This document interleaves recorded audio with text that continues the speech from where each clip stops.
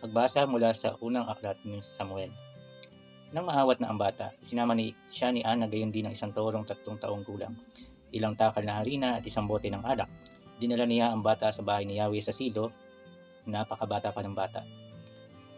Pagkakatay sa toro, dinala niya ang bata kay Eli. Sinabi ni Ana, "Tingnan ninyo, aking Panginoon, ako ang babaeng nakatayo rito doon sa inyong tabi at nananalangin kay Yahweh. Hiniling ko sa kanya ang batang ito, at pag ipinagkaloob naman ni Yahweh ang aking kahilingan. Kaya itinuturing ko ngayon na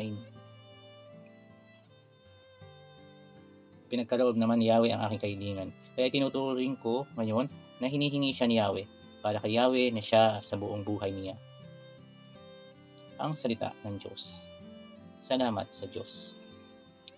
Mga kapunda, ngayon po ay naringgan natin ang salita ng Diyos mula sa aklat ni Samuel. Ito po ay yung pag-o-offer ni Ana sa batang kanyang anak. At itong offer na to ay pagpapasalamat sa Diyos at ibinigay sa kanya ito ng Diyos. Sa ebanghelyo natin ngayon, lubos ang kaligayahan ng ating mahal na Inang Maria sa kanyang pagdadalang tao, sa kanyang pagdadala kay Jesus na ating Panginoon at tagapagligtas. Punong-puno ng kaligayahan at joy sa kanyang puso. At ang mga awitan kadalasan ay sumasalamin sa kalanasan ng buhay o sa pamayanan o sa kultura. Ang pag-awit ng ating mahal na ina ay isa sa pagpapahayag ng pananampalataya, pananalig sa ating Diyos na may likha sa atin, na nagbibigay ng lahat ng biyaya sa atin.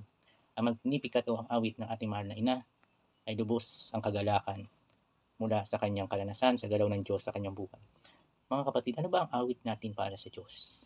Gaano tayo kagalak ang iawit ito para sa Kanya? Ito ay dapat puno ng ating pasasalamat, puno ng ating pagsusumamo sa Kanya, na binigay niya ang ating mga kinakailangan, ating mga pinagdarasal at mga darating pang biyaya sa ating buhay. Kaya patuloy tayong manalangin, patuloy tayong umawit para sa Diyos, para sa ating Panginoong Hesukristo, upang mabigyan siya ng puri at tayo din ay bigyan ng biyayang kinakailangan natin sa araw-araw na ating buhay na punong-puno ng ating pananampalataya. Amen.